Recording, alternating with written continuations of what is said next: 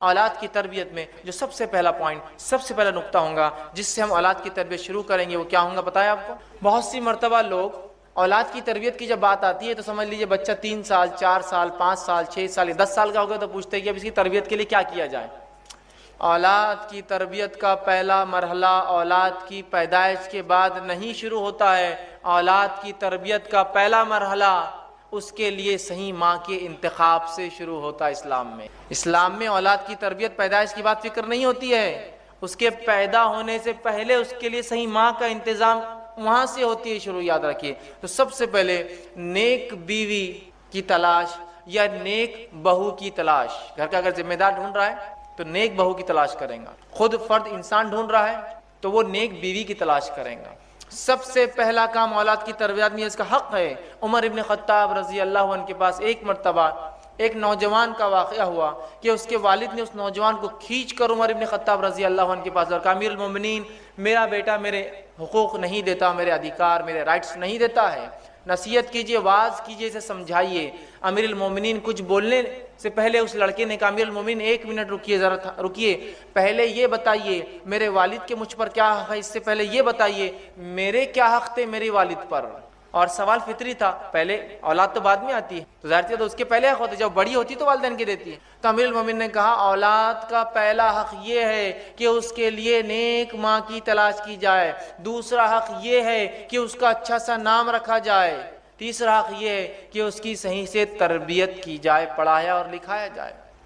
تو اس لڑکے نے کہا امیر المومنین جو میرا والد میری کمپلین لے کر آیا، شکایت لے کر آیا ہے، سب سے پہلے اس نے میرے نیک ماں کا انتخاب نہیں کیا، ایک مجوسیہ سے اس نے شادی کی، دوسرا میرا نام جو میرا حق تھا دوسرا کی اچھا رکھے، میرا نام گبریلا رکھ دیا۔ گبریلا سمجھتے ہیں؟ وہ گوبر کے اندر کیڑا ہوتا ہے ایک بڑا کالا، وہ گوبر جمع کرتا رہتا ہے، میرا نام صحیح نہیں رکھا، اور میری تعلیم اور تربیت میں اس نے جو ہے کوئی محنت اور مشقت نہیں۔ تب امیر المومنین عمر ابن خطاب رضی اللہ عنہ نے جو ہے فرمایا اور کہا کہ تم اپنی اولاد کا حق نہیں دیتے ہو، اور اولاد بڑی ہونے کے بعد جب تمہارے حق نہیں دیتی ہے تو مجھ سے آ کے حقوق مانگتے ہو اس کے۔ سمجھ رہے بات کو؟ تو اولاد کا پہلا حق شروع ہوتا ہے، تربیت کا پہلا مرحلہ، فرسٹ سٹیج اس کی پیدائش کے بعد سے نہیں، اس بات کو خاص دھیان دے، وہ ہے نکاح کے لیے صحیح لڑکی کا انتخاب، صحیح لڑکے کا انتخاب، صحیح بہو کا انتخاب، صحیح داماد کے انتخاب سے شروع ہوتا ہے۔ اس لیے کہ ایک دیندار لڑکی ہی اپنے اولاد کو دین سکھائیں گی، ایک دیندار باپ ہی جو ہے، لڑکا جو باپ بنے گا وہی اپنے بچوں کو دین کی تعلیم دے گا۔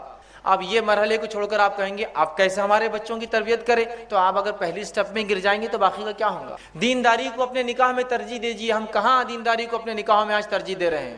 تمام چیز دنیا داری والا معاملہ ہوتا ہے، لڑکی پسند کرنا ہے دنیا داری، لڑکا پسند کرنا ہے دنیا داری، دینداری کو سب سے پہلے ترجیح دیجیے۔ اور نبی اکرم صلی اللہ علیہ وسلم نے اس بات کی وضاحت کر فرمایا لوگ عورتوں سے 4 چیزوں کی وجہ سے نکاح کرتے ہیں، متفق علیہ روایت ہے، صحیح بخاری اور صحیح مسلم۔ لوگ عورتوں سے 4 چیزوں کی وجہ سے نکاح کرتے ہیں۔ پہلا ولی مالیہا، اس کے مال کو دیکھ کر لوگ نکاح کرتے ہیں۔ دوسرا ولی جمالیہا، اس کی خوبصورتی کو دیکھ کر لوگ نکاح کرتے ہیں۔ ولی حسبیہا، اس کے ننیال اور ددیال خاندان کو دیکھ کر نکاح کرتے ہیں۔ ولی دینہا، اور چوتھی چیز دنیا کے اعتبار سے لوگ کیا کرتے ہیں، آخری میں چوتھی چیز دینداری دیکھ کر جو نکاح کرتے ہیں۔ اے مسلمان نوجوانوں تمہارے ہاتھ مٹی لگو، تم دینداری کو لازم جانو نکاح میں۔ دینداری سب سے افضل ہے نکاح میں، یاد رکھیے۔ آج دینداری کو ہم کوئی ترجیح نہیں دے رہے، یاد رکھیے، جس کے نتیجے میں اولاد کی تربیت پھر کہاں سے ہونے والی ہے؟ نبی اکرم صلی اللہ علیہ وسلم نے کتنی پیاری بات کی حدیث کے اندر، اور آپ نے فرمایا، صحیح مسلم کی روایت ہے، الدنیا کلھا متاع، دنیا جمع کرنے کی چیز ہے، وخیر متاع الدنیا المرأۃ الصالحہ، اور اس میں سب سے بہترین سامان یا چیز جو ایک انسان کو مل جاتی ہے وہ نیک بیوی ہے، اس سے بہترین کوئی چیز نہیں ہے دنیا میں نیک بیوی سے۔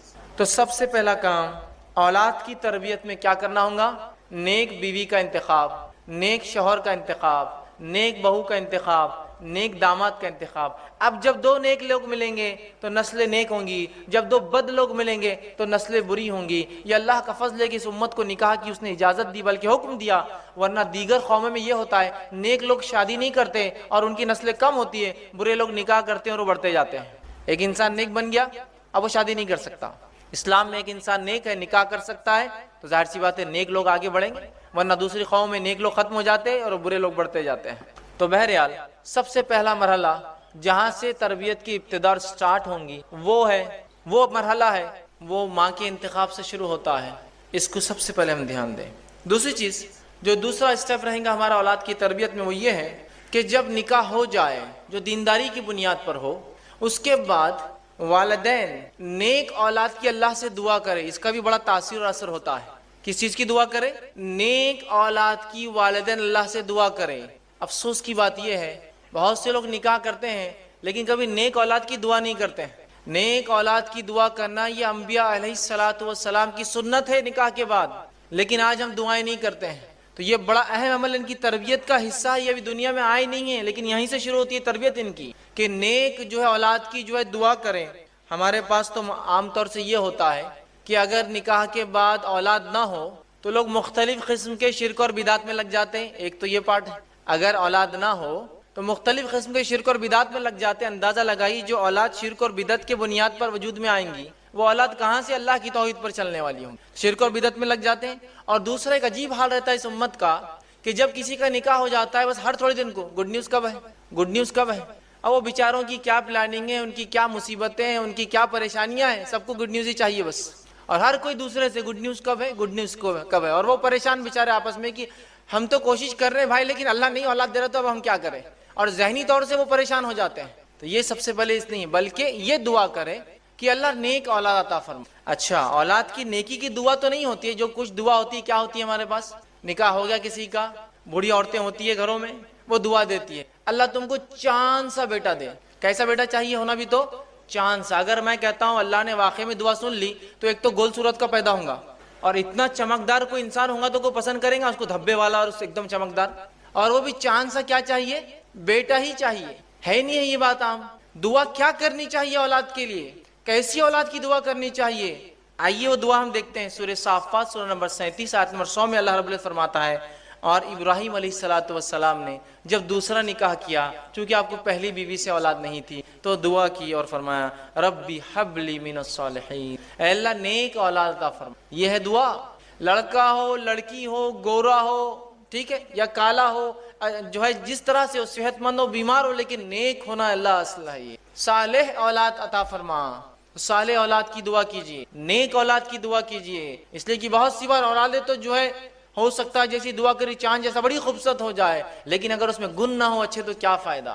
ایک طرف دیکھیے آپ ادھر ابو لہب ہے جس کے تعلق سے روایت میں آتا ہے کہ اس کے کسی بیٹے کا نام لہب نہیں تھا لیکن اتنا گورا چٹا تھا، عرب تھا کہ جب خوش ہوتا یا غصے میں آتا تو آنکھ کے انگارے جیسا لال ہو جاتا. لہب آنکھ کے انگارے کو کہتے. تو ابو لہب فائدہ ہے اس کی اس گوری چمڑی کا کچھ. اور وہاں بلال ہے جو حبشی ہے، نسلن جو ہے وہ جو ہے ابیسینین ہے، حبشی ہے، غلام ہے.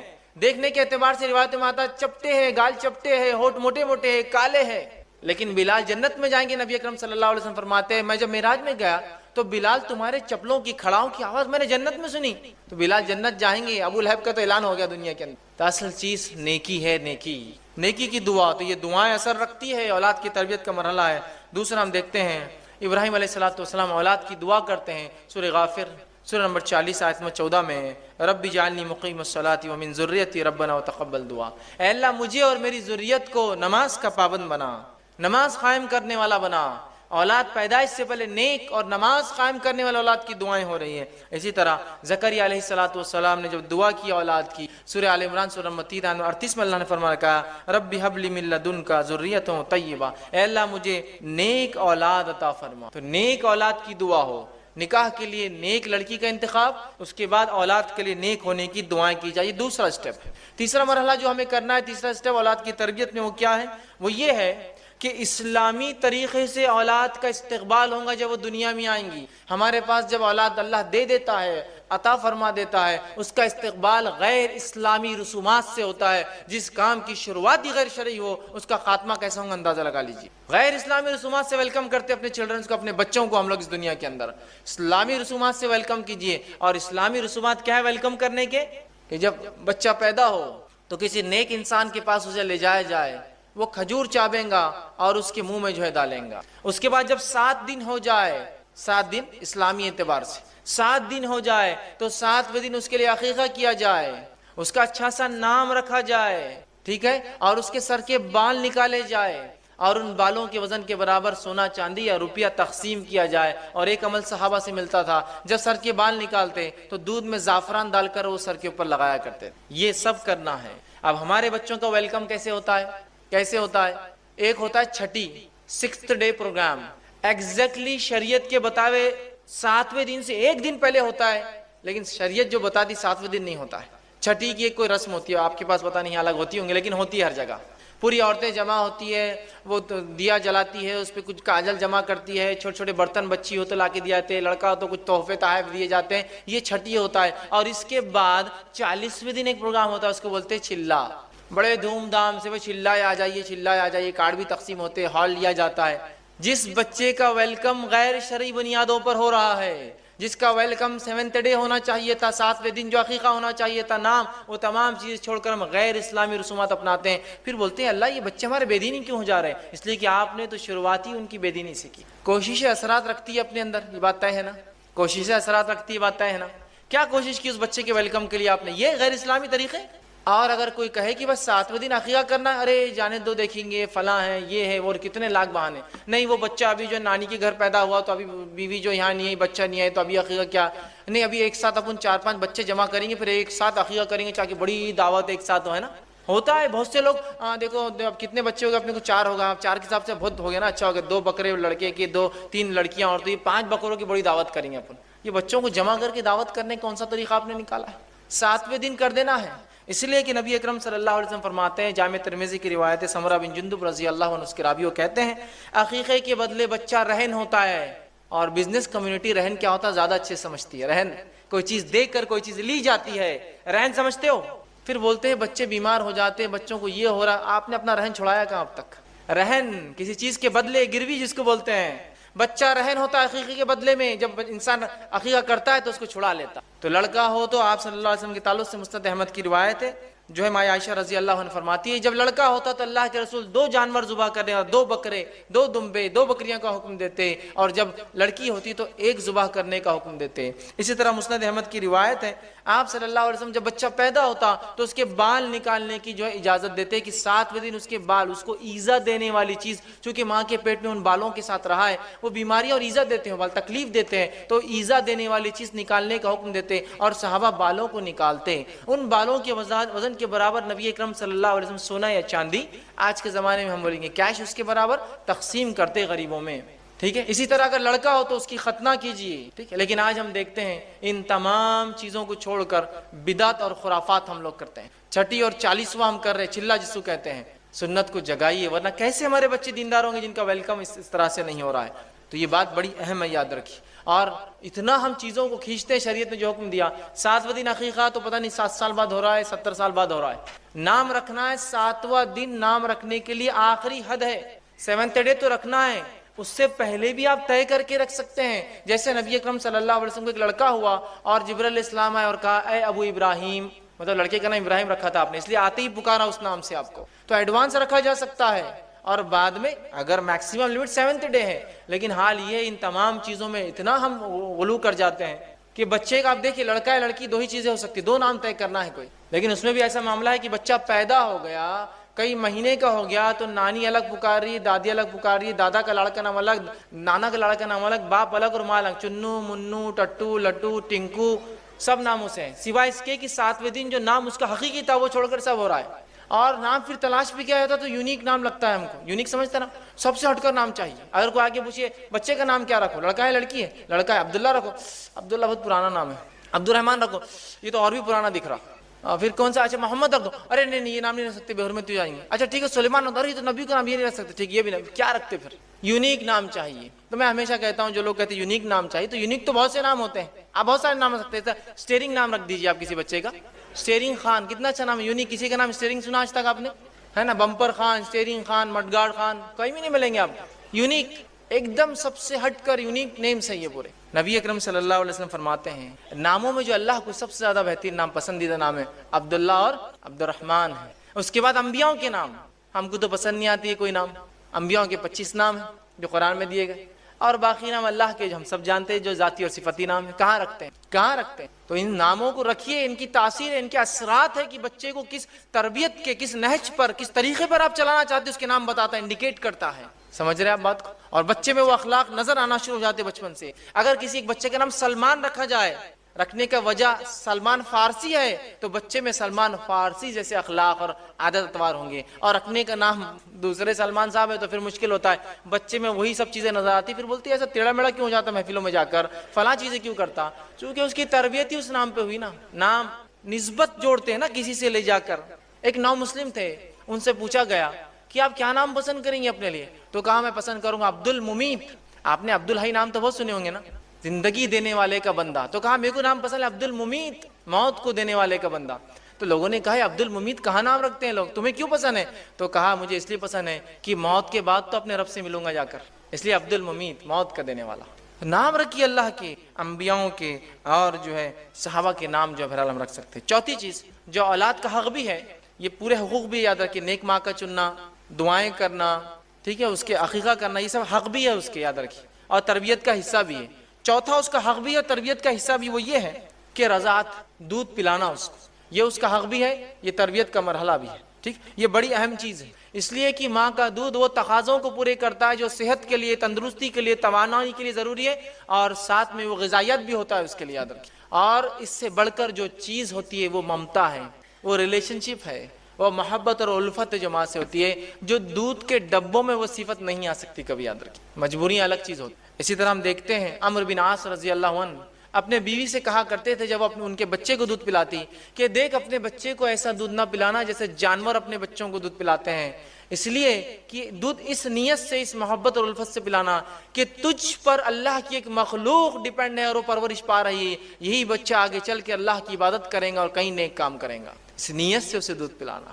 تو کیا تربیت ہوں گی ایسے ماحول میں ان بچوں کی جن کے والدین دینداری کو ترجیح دے رہے ہیں، انتخاب نکاح میں دینداری ہے، اولاد کی پیدائش کے لیے دعائیں ہو رہی ہے، اولاد کی پیدائش کے بعد اس کے عقیقے ہو رہے ہیں، جو احکامات پورے ہو رہے ہیں، اس کو رضاعت کا اس کا حق دیا جا رہا ہے۔ ان بچوں کی تربیت بہت مختلف ہوتی ہے، یاد رکھیے بھائی۔ پانچواں نکات جو تربیت کا وہ یہ ہے جو جب بچہ بولنے لگے، ویسے تربیت کے 3 فیز ہوتے ہیں، پہلا گھر کے اندر، دوسرا اسکول اور مدرسے والا فیز، اور تیسرا سماج والا فیز، سوسائٹی والا فیز۔ تو اب یہ فیز چالو ہو رہا گھر والا۔ اب بچہ پیدا ہو گیا، عقیقہ ہو گیا، نام رکھ دیا، ٹھیک ہے، رضاعت کا اس کا ہو گیا۔ اب رضاعت کے ہی عمر کے اندر کبھی کبھار بچے بولنے لگتے ہیں، یا اس کے بعد 2 سال تک بچے بولنے لگتے ہیں۔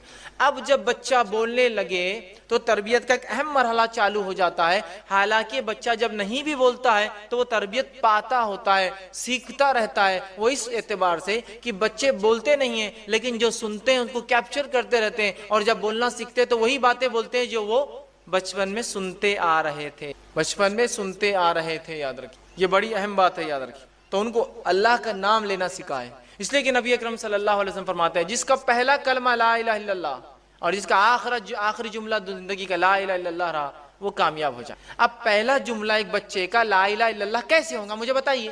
کیا آپ کا بچہ 2 سال کا ہوتے ڈائریکٹ لا الہ الا اللہ بول دیں گا؟ جب تک کہ وہ بچپن سے، اس کی چھوٹی عمر سے، اس کے جھولے میں جب تھا اور اس کی ماں اس سے کہتی تھی کہو لا الہ الا اللہ، اور باپ کہتا تھا بولو لا الہ الا اللہ، تو بچہ جب بڑا ہوگا وہ بار بار سنتا ہے لا الہ الا اللہ، لا الہ، ماں بولتی ہے، باپ بولتا ہے، چچا بولتا ہے، ماموں بولتا ہے، نانی بولتی ہے، نانا بولتا ہے، تو بچہ جب پہلا جملہ نکالے گا لا الہ الا اللہ۔ لیکن اب ہم کیا سکھاتے؟ بچہ بولنے لگا تو بیٹے ممی بولو، ابو بولو، ٹھیک ہے، اماں اور ابا تو بولیں گا ہی نا وہ زندگی میں، جب بات سیکھیں گا تو سب چیزیں بولیں گا وہ، لیکن اگر شروعات لا الہ الا اللہ سے اتنی بڑی بات، یا بولو اللہ، بولو بیٹے اللہ، تو بچہ پھر سنتا ہے کہ میرے ماں باپ کچھ ابھار رہے ہیں مجھے کسی چیز کی طرف، اللہ اللہ، تو اللہ بولیں گا۔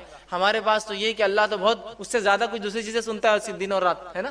ٹی وی کے سامنے بچہ پڑا ہے، چھوٹا سا بچہ 2-3 بار ٹی وی دیکھتے رہتا ہے، اور والدین فخر سے بولتے ہیں اتنا چھوٹا لیکن اتنی ٹی وی دیکھتا ہے، سنتا ہی نہیں ہماری، تو پھر وہ لا الہ نہیں بولتا ہو، پھر وہ کیا کیا بولتے ہوئے بڑا ہوتا ہے وہ بولنے کی ضرورت نہیں۔ ماں باپ کو کبھی بولتے ہیں مہمان آئے تو اپنے بچے کو اندر رکھو، یہ کچھ بھی بکتا آ کر، کچھ بھی بکتا اندر کرو، کیوں تو اس نے جو سنا وہ بک دیتا ہے وہ۔ تو بچے ایک ریکارڈر ہوتے ہیں، ایمٹی ریکارڈر، جو سنتے ہیں ریکارڈ کرتے جاتے ہیں، ریکارڈ کرتے جاتے ہیں، اور جب بولتے ہیں وہ سب بولتے ہیں جو انہوں نے اتنے 1-2 سال میں ریکارڈ کیا ہے، بولنے لگ جاتے ہیں، سمجھ رہے آپ؟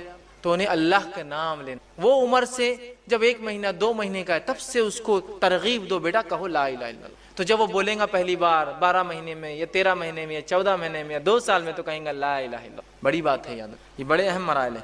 جب بولتا ہے، ہمارے پاس تو حال یہ ہے کہ اسے توتلی زبان میں گالیاں سکھاتے ہیں، سکھاتے ہی نہیں سکھاتے ہیں۔ اور دیکھو ہمارا بچہ کتنی توتلی زبان میں تتے بولتا ہے، سکھاتے ہیں نہیں سکھاتے ہیں؟ اور مہمانوں کے سامنے بولو بیٹا بولو، ایک بار بولو انکل کو کیسا آپ بولتے، تو انکل کو آگے بولتا تتے. اب اس کے بعد جب بڑا ہوتا اور جب وہ صحیح زبان سیکھتا اور جب بولتا انکل کو کتے، تو پھر پتا چلتا انکل کو کیا ہوا، اور ماں باپ کو پتا چلتا اب کیا ہوا. ہوتا ہی نہیں ہوتا ہے. اور یاد رکھیے ایک بات، وہ لوگ خاص طور سے جو بچوں کو غلط الفاظ سکھاتے ہیں، نبی اکرم صلی اللہ علیہ وسلم اس بات کو یاد رکھیے کہ جو انسان کسی کی ترغیب دینے پر کوئی نیکی یا کوئی برائی کرے گا، جب تک وہ نیکی چلتے رہیں گی ثواب ملے گا، جب تک وہ برائی چلتے رہیں گے اس کا جو ہے گناہ ملتا رہے گا. ایک معصوم بچے کو ایک گندا کلمہ سکھانا گویا زندگی بھر کا وبال لے لینا ہے، اور ایک بچے کو صحیح تربیت دے کے اچھے جملے سکھانا. تو ہمارا تو کام یہ ہو کہ ہم دوسروں کے بچوں کو گود میں لے تو کہا بیٹا لا الہ الا اللہ، تاکہ بچہ کہیں انکل بھی لا الہ الا اللہ بولتے، ابو بھی لا الہ الا اللہ بولتے، مما بھی لا الہ الا اللہ بولتے، دادا بھی یہ بولتے، مجھے بولنا ضروری ہے لا الہ الا اللہ. ماحول اور سماج بنائی اس طرح سے. تو بچے کی تربیت جب بچہ بولنے لگے، اور ایک بات یاد رکھے، ماں کی گود بچے کا پہلا مدرسہ ہے، فرسٹ اسکول ہے. وہ اسکول میں اس کو رائٹ کائنڈ آف گائیڈنس اور تربیت یا اس کی جو ہے پرورش بہت زیادہ ضروری. یاد رکھیے اگر ایسا نہ ہوا تو بہت ساری برائیاں سماج میں پھیل رہی ہیں اور پھیلتے جائیں گی. چھٹا نکات جو وہ یہ ہے کہ اولاد کے بیچ عدل کرے.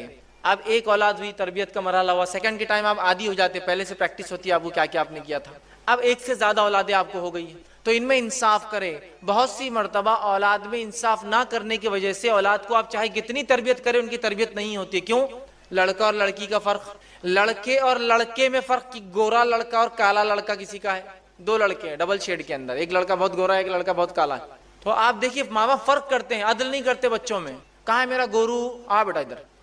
تو گویا وہ دوسرا بچہ جیسا کم رنگ ہوتا ہے وہ صرف دیکھتے رہتا ہے میرا والد کیوں کرتا ہے میرے ساتھ ایسی ناانصافی. بچے بہت زیادہ غور کرتے ہیں اور بہت جلدی نتیجے نکال لیتے ہیں. لڑکا اور لڑکی کا فرق کہ لڑکی عمر میں 10 سال بڑی ہے آپ کے بیٹے سے، اور آپ اس بہن کو، اس چھوٹے سے بھائی کو بھیا بولنے لگاتے ہو. بولتی میں 10 سال بڑی ہوں اور میں بھیا کیوں بولوں اس لڑکے کو. نہیں بیٹے تم کو بھائی ہے، مطلب احسان ہوا تم پر، اللہ نے کیا تم کو بھائی دے دیا. وہ بھائی بولیں گی اس کو، وہ بولیں گا اس کو بہن اور باجی، وہ نام لیں گی اس کا، چھوٹا ہے اس سے 10 سال. نہیں بھیا بولو، بھائی ہے نا تمہارا، رسپیکٹ کرو اس کی. یہ ناانصافی ہے. لڑکی اور لڑکے میں ناانصافی، لڑکے اور لڑکے میں ناانصافی، یہ اسلام میں درست نہیں ہے، پسندیدہ نہیں ہے. یہ ناانصافی سے اولاد کی تربیت نہیں ہو پاتی ہے، بچے نفرت کرنے لگ جاتے ہیں والدین سے. ایک مرتبہ کا واقعہ ہے، صحیح بخاری کی روایت ہے. نعمان بن بشیر رضی اللہ عنہ فرماتے ہیں میرے والد ایک بار گھر آئے اور کہا کہ میں نعمان کے نام پر فلاں زمین یا ایک غلام اسے دیتا ہوں. نعمان کی والدہ بڑی ہوشیار عورت تھی. انہوں نے کہا کہ یہ بات جب تک میں قبول نہیں کروں گی جب تک نبی اکرم صلی اللہ علیہ وسلم کے پاس چل کر آپ یہ نہ کہیں. وہ تینوں مل کر جاتے ہیں، نبی اکرم صلی اللہ علیہ وسلم کے پاس جاتے ہیں اور نعمان بھی ساتھ ہوتے ہیں. ان کے والد کہتے، ان کی والدہ کہتی ہے اللہ کے رسول، نعمان کے والد نے نعمان بن کو جو ہے بشیر نے جو ہے نعمان کو جو ہے ایک غلام دیا ہے تحفے، تو کیا یہ ٹھیک ہے؟ تو اللہ کے رسول نے فرمایا کہ تمہیں کتنے بچے ہیں؟ کیا صرف ایک ہی ہے نعمان؟ تو کہا نہیں اور بھی ہے. تو کیا تم سب کو غلام دے رہے ہو تحفے میں؟ تو کہا نہیں. تو پھر کہا میں ایسے ظلم کے معاملے پر گواہ نہیں بنتا کہ ایک بچے کو دیا یا دوسرے کو نہیں. بہت سے والدین ہوتے تحفہ لے جاتے ہیں، 2 بچے گھر میں ایک کو لے جاتے ہیں، نہیں میرا ایک بہت سنتا دوسرا نہیں سنتا تو ایک کو دوں گا. نہیں، تحفے تحائف میں ناانصافی نہیں. حتیٰ کہ اگر نافرمان اولاد بھی ہے تو وراثت میں حصہ کم نہیں ہوتا ہے اس کا. جب وراثت میں نہیں ہوتا نافرمان اولاد کا تو بچپن میں کیسے آپ ان سے ناانصافی کر سکتے ہیں؟ برابر تحفے لائیے، برابر سلوک کیجئے دونوں کے ساتھ، لڑکا ہو لڑکی ہو، لڑکا ہو لڑکا ہو. دونوں میں ہر انسان کی الگ صفتیں اور خصلتیں ہوتی ہیں جن کی وجہ سے کچھ آپ کو پسند ہوں گی کچھ نہیں، لیکن اس سے اولاد میں فرق مت کیجئے، بھید بھاؤ مت کیجئے. 7واں مرحلہ، 7واں پوائنٹ جو اولاد کی تربیت میں وہ یہ ہے کہ انہیں عقیدہ سکھائے. جب بچے اب بول رہے ہیں آپ نے انہیں کلمے سکھائے، اچھی اچھی باتیں سکھائی، اس کے بعد انہیں عقیدہ اسلام سکھائے، عقیدہ اسلام سکھائے. اور ایسے نہیں کہ عقیدہ اسلام کو استادی سکھائیں گا، گھر میں والدین سکھائیں گے، ماں سکھائیں گی، باپ سکھائیں گا اسے عقیدہ. اللہ رحم کرے ایسی ماں پر اور ایسے باپ پر جو بچے کے ساتھ گھوم رہے ہیں پھر رہے ہیں اور چلتے اور پھرتے انہیں عقیدہ سکھاتے ہیں کہ باہر نکلیں بیٹا، یہ جھاڑ ہے، یہ کتنا ہرا ہے، یہ ہمیں ہوا ان سے جو فلاں ہوتی ہے، یہ کاربن ڈائی آکسائڈ پیتے ہیں، آکسیجن دیتے ہیں. انہیں کس نے بنایا؟ اللہ نے. اس بچے کے دل میں اللہ کی توحید جاگتی ہے، اس کی ربوبیت جاگتی ہے، اس کی محبت جاگتی ہے. کیسا میرا رب ہے جس نے میرے لیے انتظام کیا جھاڑوں کا. اور یہ جانور ہے بیٹا کس نے بنایا انہیں؟ اللہ نے، جن کا ہم فائدہ اٹھاتے ہیں. یہ گھر ہمیں دیا، کس نے دیا ہمیں یہ گھر؟ اللہ نے. بیٹا اس کا ہم دیکھو کتنی فائدہ، ان نعمتوں کا شکر ادا کرو بیٹا.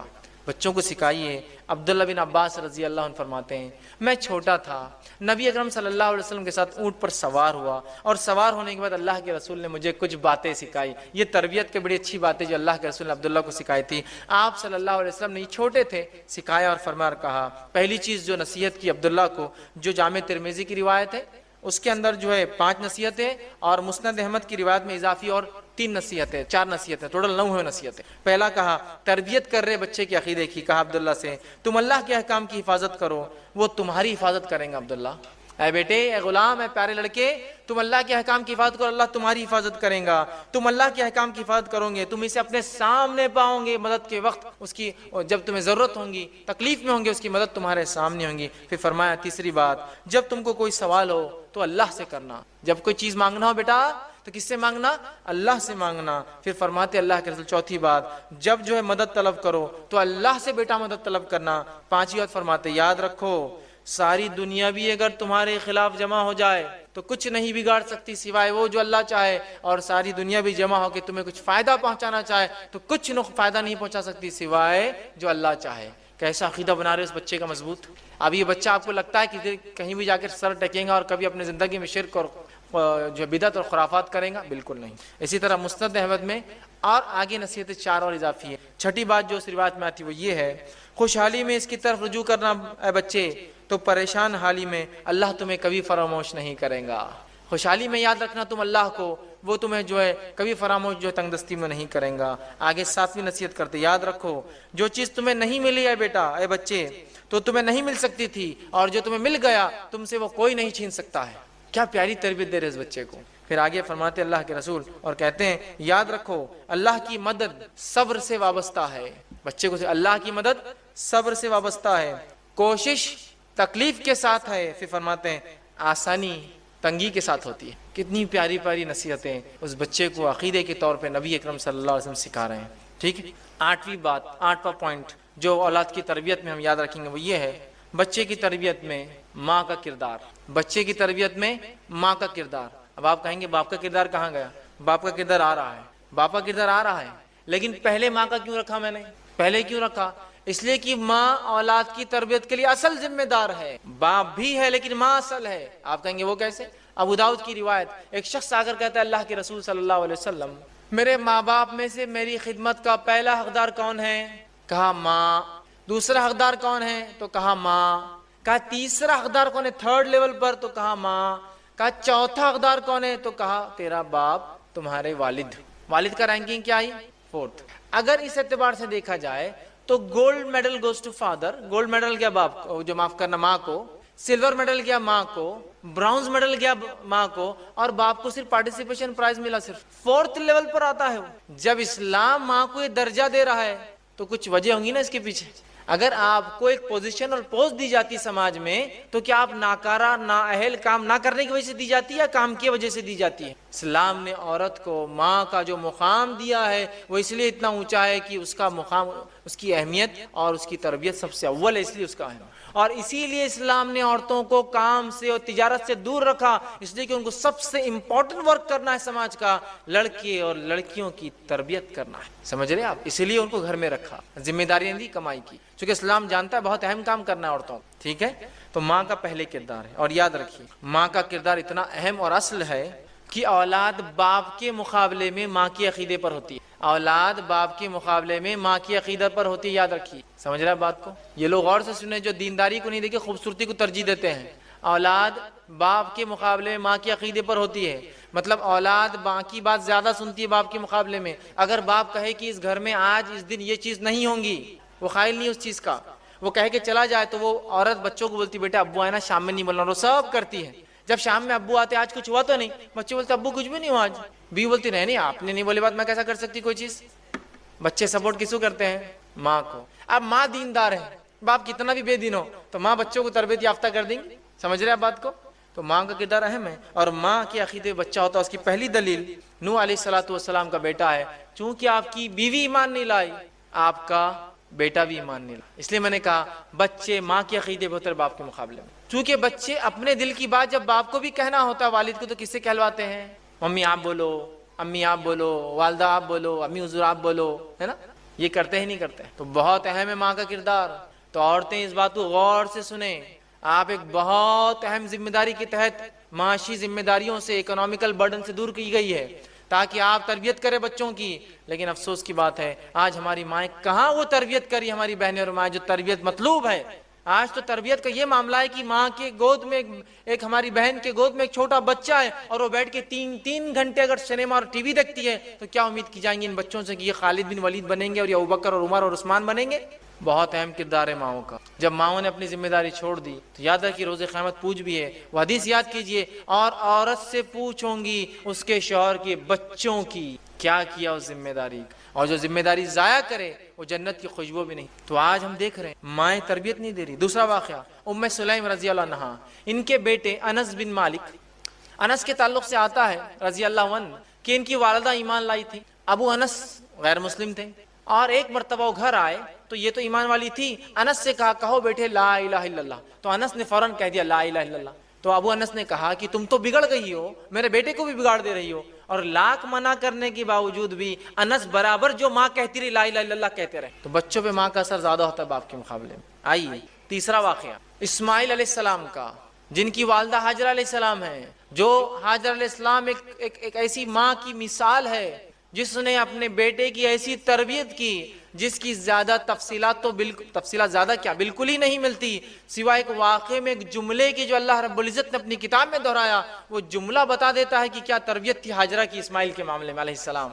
کیا تربیت تھی. ابراہیم علیہ السلام چھوڑ کر گئے اس چیرخوار جو اسماعیل کو اور اپنی بیوی کو، لیکن اس کے بعد جب ایک حکم ہوتا ہے خواب کے ذریعے کہ جا کر اپنے بیٹے کو ذبح کر دو، اس بیٹے کو لے کر نکلتے ہیں اور کہتے ہیں بیٹا میں نے خواب دیکھا ہے، انی تذبحک فانظر ماذا تری، اس خواب میں دیکھتا ہوں میں تجھے ذبح کر رہا ہوں، اب تو بتا کیا کرنا ہے. تو بیٹے کا ایک جملہ ہاجرہ کی تربیت کا کنکلوژن ہے. بیٹا کہتا ہے کہ اے میرے والد کر گزریے تفعل ما تؤمر، کر گزریے جو رب کی طرف سے حکم آپ کو آتا ہے. ستجدونی انشاءاللہ من الصابرین، آپ مجھے انشاءاللہ صبر کرنے والوں میں پاؤں گے. یہ ایک جملہ اسماعیل کا ان کی ماں کی تربیت بتاتا کیا تھی جو ایسی کی تھی ہاجرہ نے، ایک یونیک تربیت کہ باپ آ کر کہتا ذبح کرنا ہے اور بیٹا کہہ رہا ہے کر گزریے جو آپ کرو آپ کو انشاءاللہ میں صبر کرنے والا. تو بچے ماں کے عقیدے پر ہوتے ہیں. ماں دیندار تھی، اسماعیل بھی دیندار تھے، اور اس حد تک کہ جو کہا بس کرنا ہے تو آپ کر دیجئے خود بات ہے نا. اسی طرح ہم دیکھتے ہیں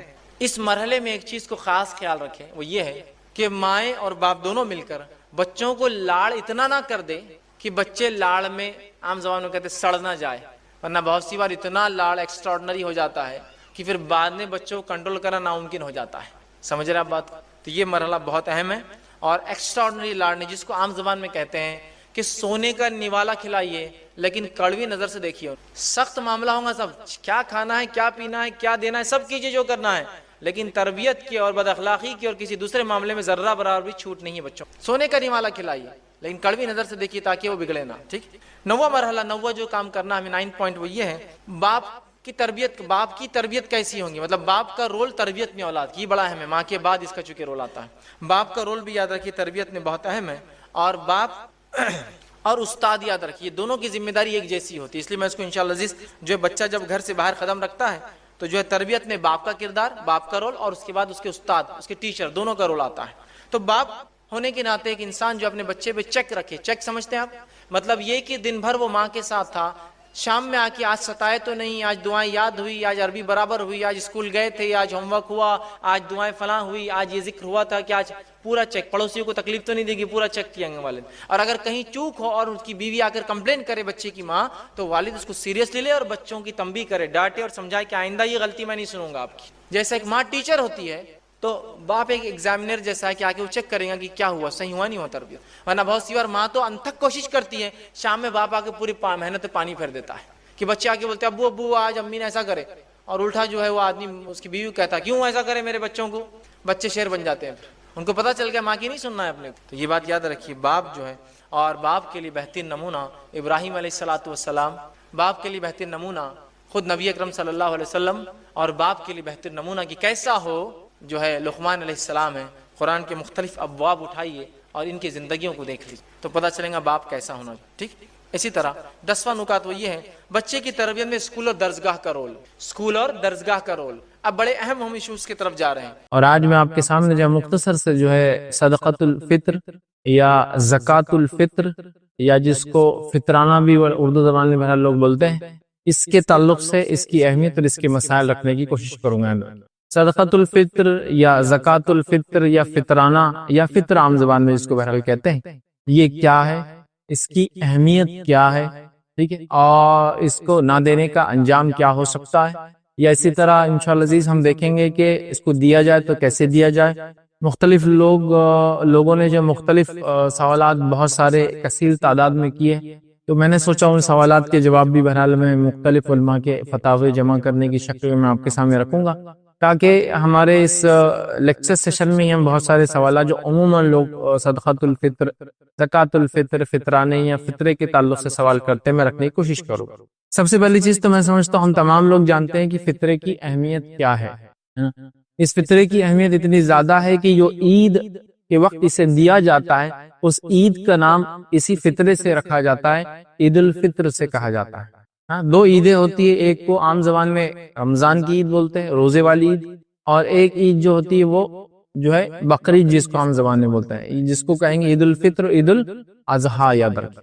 تو یہ دو عیدیں ہیں، یاد رکھیں۔ تو عید الفطر جو اپنا نام لاتی ہے، یا اپنا نام یا اس کا نام جو رکھا گیا ہے، وہ ایک عمل کی وجہ سے رکھا گیا، اور وہ ہے کہ اس عید میں جو ہے فطرہ دیا جاتا ہے، اسی لیے اس عید کو عید الفطر کہا جاتا ہے، ٹھیک ہے۔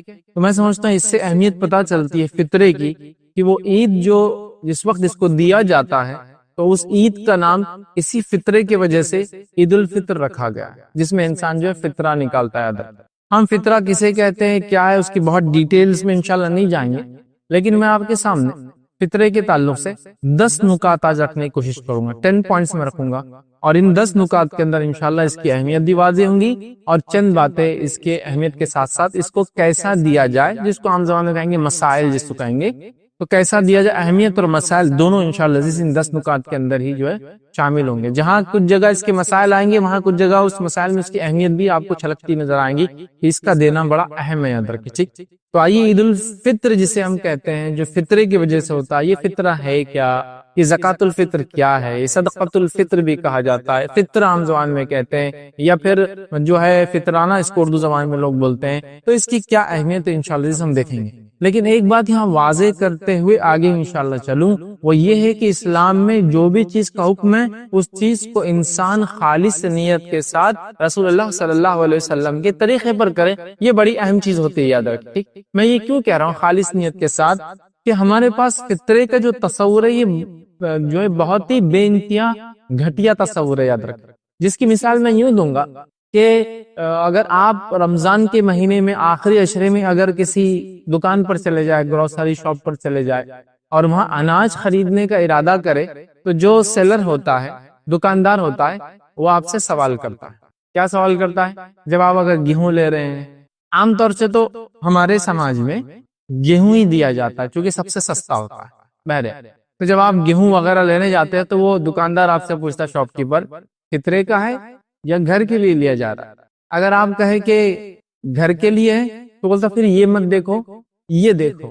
اور اگر آپ کہتے ہیں فطرے کے لیے، اور آپ سمجھو کوئی اچھے گیہوں دیکھ رہے، تو کہتا ہے یہ مت دیکھو، یہ دیکھو، اس لیے کہ فطرے کا گیہوں تھوڑا سا کنکر والا، تھوڑا بہت گیہوں کے ساتھ ساتھ کیڑے والا، ٹھیک، اس میں کاڑیاں ہوتی ہے، اور جو گھر کے لیے لیتے وہ سارٹیڈ ہوتا ہے، سارٹیڈ مطلب بالکل ایک سائز کا دانہ، تھوڑا مہنگا ہوتا ہے۔ ہمارے پاس فطرے کا، فطرانے کا ایک ایسا تصور ہے، ناقص، ہلکا، بیکار، خراب، جان چھڑانے کا ایک طریقہ، جس کے نتیجے میں ہم جو غذا کھاتے ہیں وہ صدقے فطر میں ہم نہیں دیتے ہیں، اور جو صدقہ فطر میں دی جاتی ہے وہ غذائیت اور کھانے کی چیزیں ہوتی ہے جو ایک تو اپنی جنس میں سب سے خراب ہوتی ہے، جیسے گیہوں ہے تو خراب گیہوں، چاول ہے تو خراب چاول جس میں جالے آ گئے، ٹھیک ہے، یا جوار اور باجرہ اگر کسی علاقے میں، مکہ ہے کسی علاقے میں، یا اور بھی چیزیں، اشیاء جو بھی طعام کھانے کی ہوتی ہے، اس سے انسان پیٹ بھرتا ہے، اگر وہ ہو تو پھر کیا ہوتا ہے معلوم، اس میں سب سے ناقص جنس چنا جاتا ہے، مطلب اس کے اندر اس کی سب سے لوئسٹ کوالٹی چنی جاتی ہے۔ تو ایک بات میں کہہ رہا ہوں، جو بھی عبادت ہم کرتے ہیں، عبادت خالص نیت سے نبی اکرم صلی اللہ علیہ وسلم کے طریقے پہ کیا جائے اور اللہ کے لیے ہو رہی ہے تو صدقۃ الفطر جس کو دیا جا رہا ہے اس کی حیثیت دیکھ کر مت دیجیے. صدقۃ الفطر جب آپ دے رہے ہیں تو اس بات کو یاد رکھیے کہ عبادت آپ کر رہے ہیں اور عبادت میں اللہ ناقص اور بیکار چیزوں کو پسند نہیں کرتا. واقعہ آپ سب جانتے ہیں حابیل اور قابیل کی قربانی کا. حابیل اور قابیل کو جب اللہ رب العزت نے حکم دیا قربانی دینے کا، آدم علیہ السلام نے وہ کہا کہ قربانی دو، تو کیا ہوا؟ حابیل نے ایک کھٹا کٹا دمبا اللہ کی راہ میں جو ہے قربان کیا، اور قابیل نے کیا کیا؟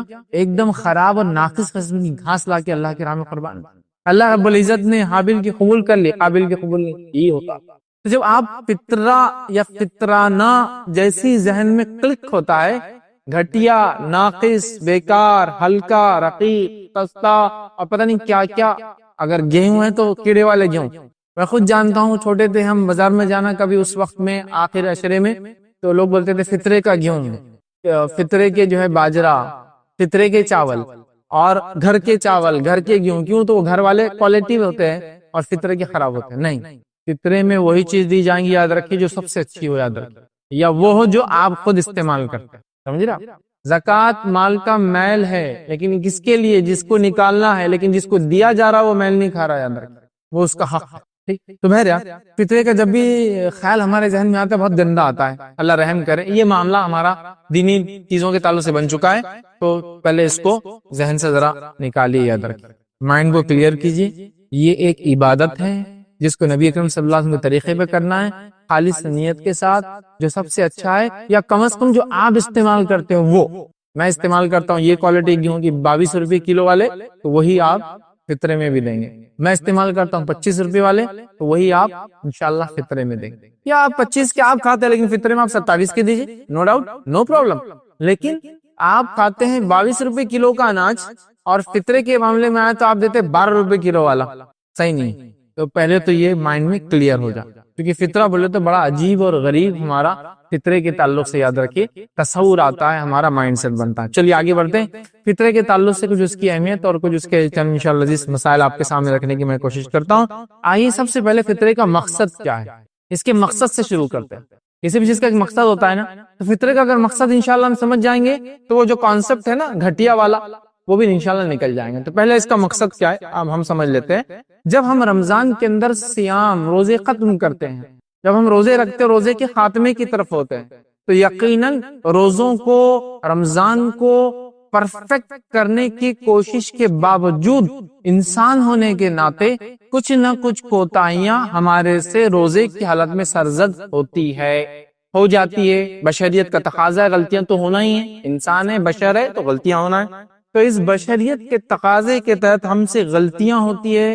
تو اول یاد رکھیے، روزے کی حالت میں باوجود احتیاط کرنے کے جو کوتاہیاں، جو لرزشیں، جو کمیاں، جو برائیاں ہم سے روزے کی حالت میں ہو گئی، یاد رکھیے، اس کو کہیں گے ہم کوتاہیاں جو ہم سے ہو گئی، ان کوتاہیوں کے بدلے یہ ایک طرح سے جو عید الفطر میں فطرہ ہم دیتے ہیں، یہ فطرہ اس کی تلافی کر دیتا ہے، اس کا کفارہ بن جاتا ہے، اس کو ہم سے دور کر کے رب العزت کے پاس ہمارے روزے ہم نے جو رکھے، حالانکہ اس میں کچھ غلطیاں ہوئی، اس کو قابل قبول بنا دیتا ہے. پہلا مقصد تو یہ ہوا.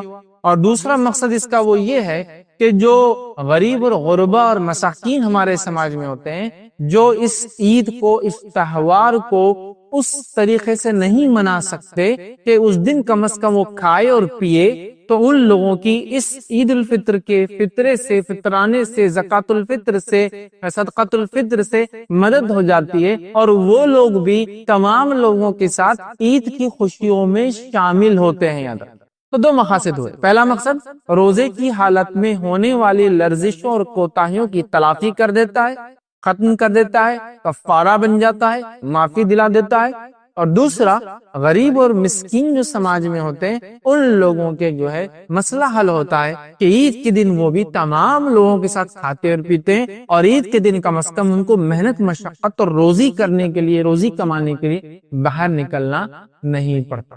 تو دیکھیے دو مقصد اس کے سامنے آ گئے. نبی اکرم صلی اللہ علیہ وسلم نے فرمایا، ابو داؤد کی روایت ہے، آپ صلی اللہ علیہ وسلم فرماتے اور کہتے ہیں کہ نبی اکرم صلی اللہ علیہ وسلم کے تعلق سے روایت میں الفاظ آتے ہیں، اور اللہ کے رسول صلی اللہ علیہ وسلم نے فرمایا اور کہا، فرض رسول اللہ زکوٰۃ الفطر، نبی اکرم صلی اللہ علیہ وسلم نے زکوٰۃ الفطر کو فرض کیا، اور جب فرض کیا تو ریزن کیا بتایا آپ نے؟ اس کا ایک مقصد یہ بتایا روزے دار کے روزوں میں بےہودگی اور فحش کلامی سے پاک کرنا ہے۔ پہلا مقصد کہ روزے دار نے روزے کی حالت میں جو بد کلامی، فحش کلامی، بد گوئی، بےہودہ حرکت کر لی، یہ اس کا ایک طرح سے کفارہ ہے، ٹھیک ہے، کلامی سے پاک کرنا ہے۔ اور دوسرا حدیث میں آتا ہے غربا اور مساکین کی خوراک کا انتظام ہے۔ کیا ہے؟ پہلا جو بد کلامی، بےہودہ پن، فحش روزے کی حالت میں ہوا، اس کے لیے انشاءاللہ یہ پاکیزگی کا ذریعہ، صفائی کا ذریعہ، کفارہ جیسا بن جائے گا۔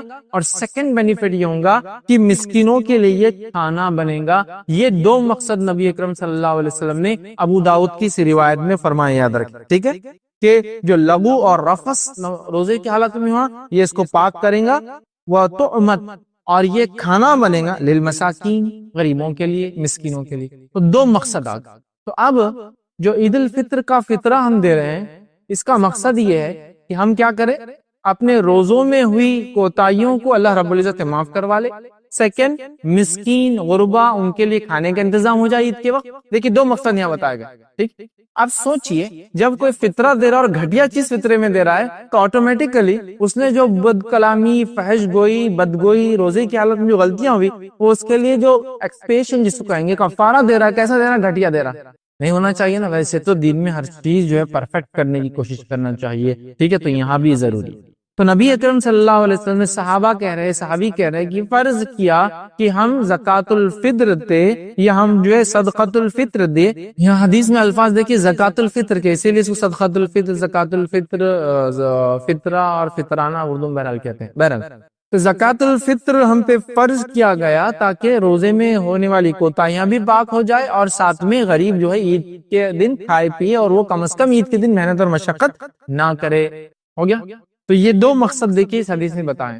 تو اس مقصد کے تحت مجھے اور آپ کو بھی فطرہ دینا ہے، کھلے دل سے، خوش ہو کر، اس کے ساتھ ساتھ اچھی غذا وہ جو ہم کھاتے یا ہم سے بھی اچھی انشاءاللہ، اور مسکینوں کو، غریبوں کو تلاش کر کر کے دینا ہے، ورنہ کبھی کبھار ہٹے کٹے لوگ ہی آپ سے لے جاتے ہیں، مطلب جس کا حق ہے اس کو نہیں ملتا۔ اور کچھ لوگ میں نے ایسے بھی دیکھا ہوں فطرے کو بوجھ سمجھتے ہیں، بس نکال کر پھینکنا ہے اس کو کسی بھی حال میں، کہیں بھی چلا جائے کوئی مسئلہ نہیں، اور ایسے لوگوں کو دیتے جو آٹو رکشہ کی رکشہ لے کر آئے اور ٹنوں میں بھر کے لے جا رہے، پتہ اتنا جمع ہو گیا فطرہ کہ تو رکشے میں آیا ہے وہ پورا لوڈنگ رکشہ لے کر، جس میں پیچھے پیسنجرز نہیں بیٹھتے ہیں اور تھیلے بھرے ہوئے ہیں اور ہر آدمی اس کو ہی دے رہا ہے۔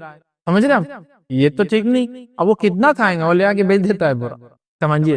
تو مسکین غریب دینا ہے، اور غریب اور مسکین میں تھوڑا سا فرق ہے، یہ بھی آپ سمجھ لیں۔ یہاں تو لفظ مسکین کا ہے، غریب اور مسکین میں فرق یہ جو نبی اکرم صلی اللہ علیہ وسلم بیان کرتے ہیں وہ یہ کہ غریب مانگ لیں گا اور روپے دو روپے میں، لقمے دو لقمے میں اس کا مسئلہ حل ہو جائے گا۔ مسکین وہ ہوگا جو آپ سے مانگے گا نہیں، آپ کو اس کو پہچاننا، ڈیٹیکٹ کرنا۔ ہو سکتا ہے آپ کا دوست ہو لیکن بولتا نہیں، سمجھ رہے آپ کو پتہ ہی نہیں چلے کہ مسکین ہے بیچارہ، ضرورت مند ہے لیکن بولتا نہیں۔ روپے دو روپے سے کام بھی نہیں ہوتا، لقمے دو لقمے سے کام بھی نہیں ہوتا، سمجھے آپ؟ وہ ڈیزرونگ ہے لیکن وہ اپنے آپ کو نہیں بتائیں گا، بلکہ مسکین یہ ہے کہ جو اپنے آپ کو ایسا مینٹین کر کے رکھیں گا جس کو دیکھ کر لگے گا نہیں کہ اس کی ضرورت، مطلب اپنی غربت کو وہ اظہار نہیں کریں گا لوگوں کے سامنے، اپنی مصیبتوں کو لوگوں کے سامنے رکھیں گا نہیں کہ میں ایسا ہوں، آپ تو پہچان ہوں گا۔ تو بہرحال ہم کو ایسے لوگوں کو دینے کی کوشش کرنا چاہیے، ٹھیک ہے۔ آئیے دوسرا نقطہ دیکھتے ہیں، مقصد کو سمجھنے کے بعد میں سمجھتا ہوں اس سے اس کی اہمیت بھی پتہ چلتی ہے۔ دوسرا نقطہ یہ صدقۃ الفطر، زکوٰۃ الفطر، فطرہ اور فطرانہ، یہ یاد رکھیے فرض ہے، ٹھیک ہے، یہ دینا ضروری ہے ہر اس شخص کے لیے جو دے سکتا ہو، اس میں کوئی کوتاہی اور پیچھے نہیں رہنا چاہیے۔ امام بخاری رحمہ اللہ نے جب اس کا باب باندھا اپنی کتاب میں، وہ لکھتے ہیں باب فرضی صدقۃ الفطر، وہ لکھتے ہیں کہ باب چیپٹر صدقہ فطر کا فرض ہونا، صدقہ فطر کا کمپلسری ہونا، صدقہ فطر کا بالکل ایسا جیسا فرض ہونا، وہ لکھتے ہیں باب چیپٹر ہی ایسا کھولتے ہیں اسے، سمجھ رہا؟ تو یہ دینا ضروری ہے، فرض ہے، واجب ہے، کمپلسری ہے، چھوٹ نہیں ہے۔ بنا وجہ نہیں دیں گے تو آپ بہت بڑا گناہ کریں گے جس کے لیے توبہ واجب ہوں گی۔ اگر نہ دے تو آپ ایک حرام کام کر رہے کہ ایک چیز کو آپ روک کے رکھ رہے جو آپ کا حق نہیں ہے، مسکین اور غریبوں کا حق ہے۔ یہ نہ صرف ہمارے روزوں کی کوتاہیوں کو پاک کرتا ہے بلکہ اس کا دینا بھی فرض ضروری ہے، یاد رکھیے۔